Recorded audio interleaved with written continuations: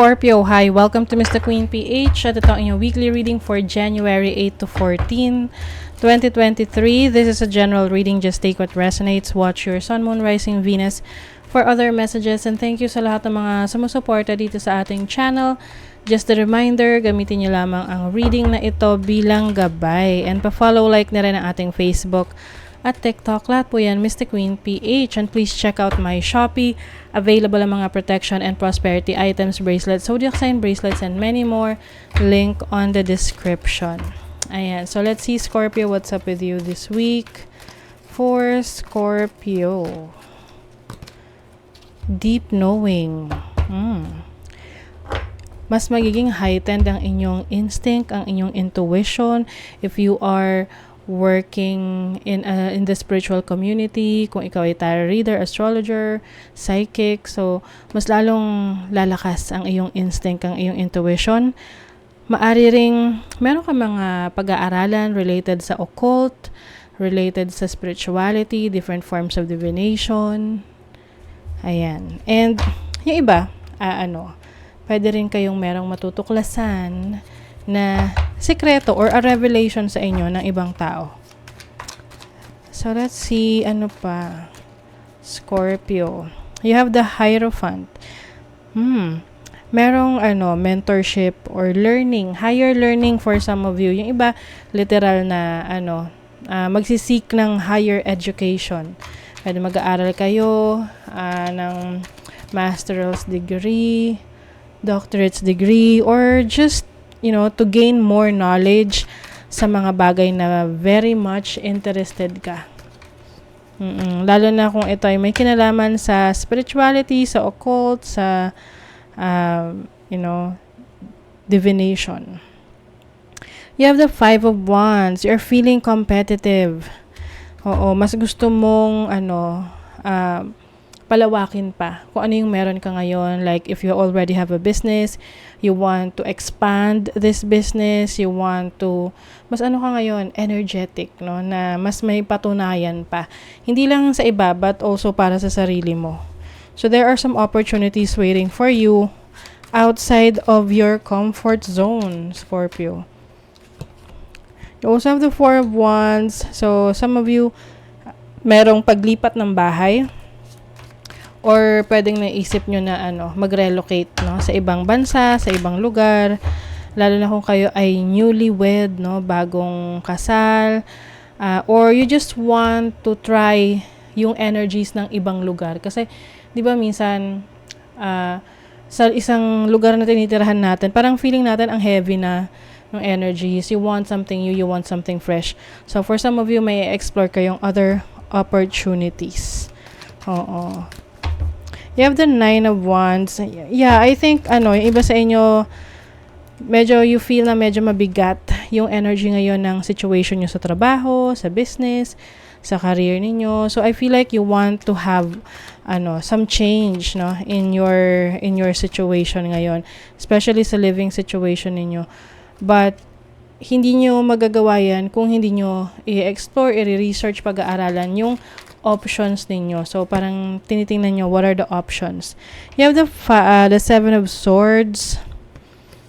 Be careful sa mga pagkakatiwalaan mo. Oo, kasi I see someone na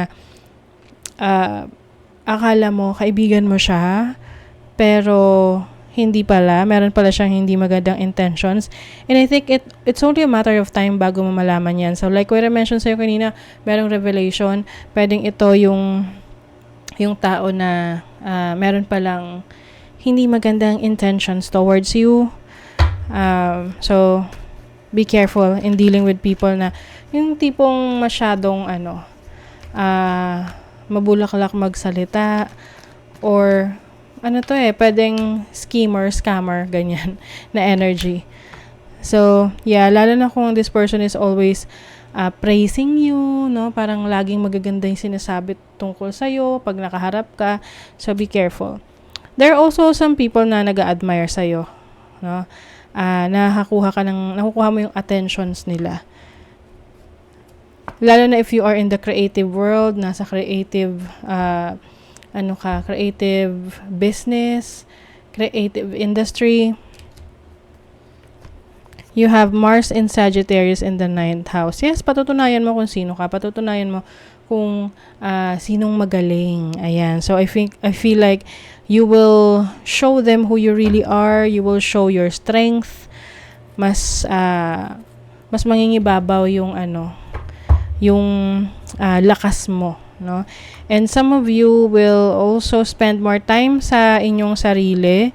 Meron ditong pagpa-practice ng self-care, self-love, going out, having a good massage or manicure, pedicure, facial, no?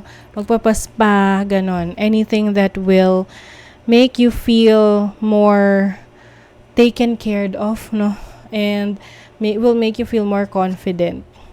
Yes, may travel opportunities for you, travel for work or travel for business. Yung iba may a-attendan na training, may convention, yan. Mag-e-enhance talaga ng skills ninyo.